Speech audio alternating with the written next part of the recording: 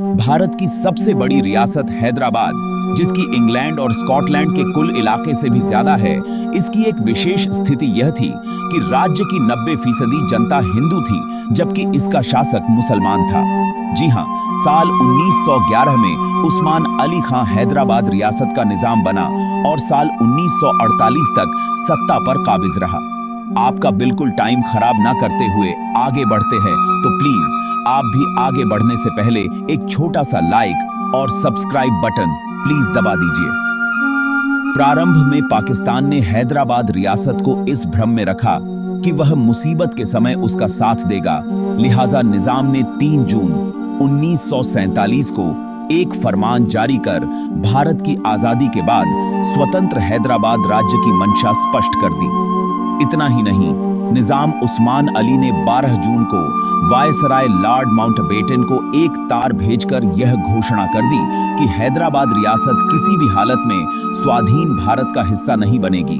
हालांकि 29 नवंबर 1947 को निजाम ने भारत सरकार के साथ एक अस्थायी समझौते पर हस्ताक्षर किए थे, जिसके मुताबिक रियासत में 15 अगस्त 1947 से पहले की स्थिति कायम रहे, परंतु निजाम ने समझौते का तनिक भी पालन नहीं किया। पाकिस्तान की मदद से और निजाम के आशीर्वाद से राज्य के मुस्लिम रजाकारों ने रियासत की हिंदू जनता पर निर्मम अत्याचार शुरू कर दिए। यहां तक कि लूटमार, मारकाट और हत्याओं के जरिए क्षेत्र में भयावह स्थिति उत्पन्न कर दी। बतौर उदाहरण, रजाकारों के नेता कासिम रजवी ने कहा था कि वह एक दिन संपूर्ण भारत की विजय करके दिल्ली के लाल किले पर निजाम का आसफजाही झंडा फहराएगा। ऐसे में सितंबर 1948 तक यह साफ हो गया कि हैदराबाद निजाम को भारत में विलय के लिए समझा बुझाकर राजी नहीं किया जा सकता। भारत सरकार ने हैदराबाद रियासत में सैन्य कार्रवाई करने का निर्णय लिया। भारत सरकार ने इस गुप्त सैन्य कार्रवाई का नाम ऑपरेशन पोलो रखा था। चूंकि हैदराबाद निजाम की सेना और इंडियन आर्मी में युद्ध होना सुनिश्चित था, ऐसे में इस युद्ध के दौरान पाकिस्तान ने निजाम की कई तरीके से मदद की। इस वीडियो में हम आपको ऑपरेशन पोलो के दौरान पाकिस्तान की उस बौखलाहट की भी चर्चा करेंगे जिसमें उसने भारत पर बमबारी करने का निर्णय ले लिया था। अभी तक आप चैनल को सब्सक्राइब कर ही लिए होंगे, अगर नहीं किए हैं तो प्लीज अभी कर लीजिए। निजाम ने पाकिस्तान से मंगवाए हथियार। हैदराबाद निजाम ने साल 1948 में अपनी सेना में एक ऑस्ट्रेलियाई पायलट सिडनी कॉटन की नियुक्ति की। सिडनी कॉटन ने हैदराबाद रियासत की सेना को मशीन गन, ग्रेनेड्स, मोर्टार और विमान भेदी तोपों की सप्लाई करने का भरोसा दिया।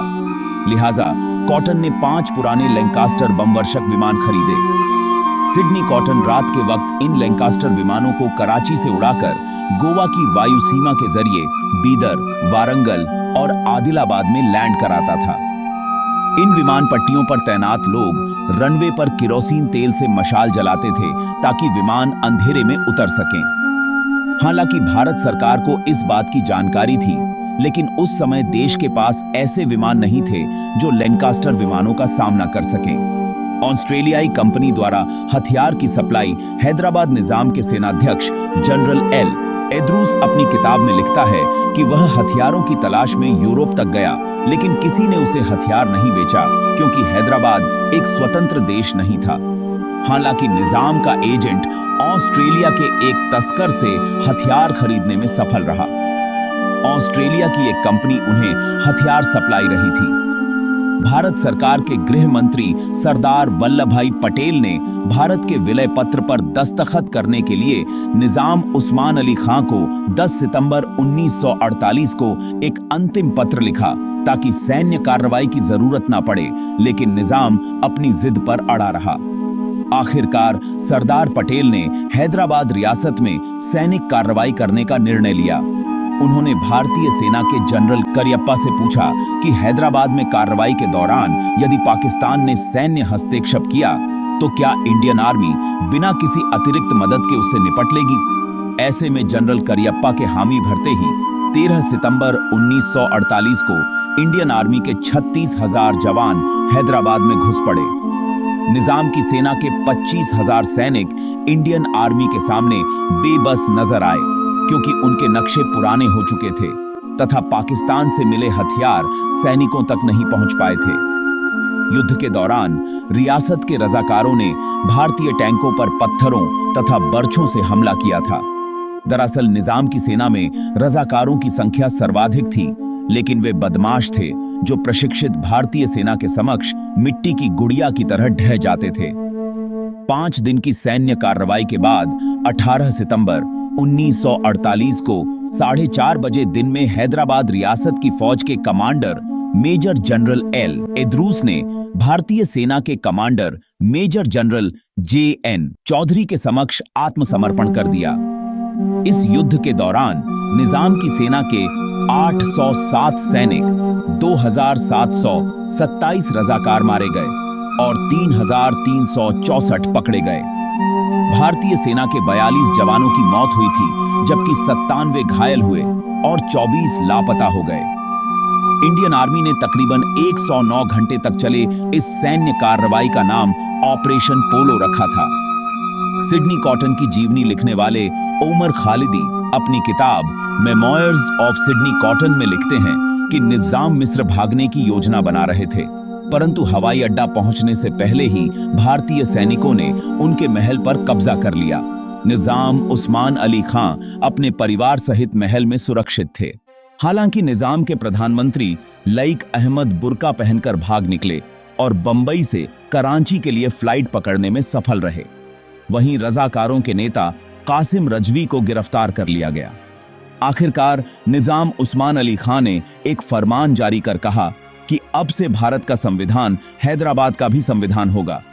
इस प्रकार हैदराबाद रियासत का भारत में विलय हो गया। अगर अभी तक आप चैनल को सब्सक्राइब नहीं किए हैं तो प्लीज अभी कर लीजिए। रियासत की जनता ने भारतीय सेना का जबरदस्त स्वागत किया। उसे निजाम और रजाकारों के अत्याचार से मुक्ति मिली थी। हर तरफ खुशी का माहौल था, तिरंगा झंडा फहरा रहा था। तो इंडियन एक्सप्रेस में 31 मई 2010 को इंद्र मल्होत्रा के छपे एक लेख के मुताबिक भारतीय सेना जब हैदराबाद में घुसी तब पाकिस्तान के प्रधानमंत्री लियाकत अली खान ने इमरजेंसी में डिफेंस काउंसिल की एक मीटिंग बुलाई। इस बैठक में अपने सैन्य अधिकारियों से उन्होंने पूछा कि क्या हम हैदराबाद में आसमान से कोई सैन्य कार्रवाई कर सकते हैं। तब पाकिस्तानी सेना के ग्रुप कैप्टन एलवर्थी ने नहीं में जवाब दिया। बावजूद इसके लियाकत अली खान ने कहा कि कम से कम दिल्ली पर तो बम गिरा ही सकते हैं। तब एलवर्थी ने कहा कि हाँ, यह संभव है। हमारे पर 4 बर्मवर्षक विमान हैं, जिनमें केवल 2 ऑपरेशनल हैं। इनमें से एक दिल्ली पर बम गिरा सकता है, लेकिन लौटना मुश्किल है। हैदराबाद निजाम के प्रतिनिधि जहीर अहमद ने सुरक्षा परिषद में इस मामले को लेकर गुहार लगाई थी। चूंकि सुरक्षा परिषद कोई प्रतिक्रिया न दे, इसलिए भारत सरकार ने ऐलान किया कि यह सैन्य कार्रवाई नहीं बल्कि एक पुलिस कार्रवाई थी, जिसका उद्देश्य रियासत के अंदर शांति और स्थिरता स्थापित करना था। उन दिनों हैदराबाद में सर्वाधिक 17 पोलो के मैदान थे, इसलिए इस सैन्य कार्रवाई का नाम ऑपरेशन पोलो रखा गया था।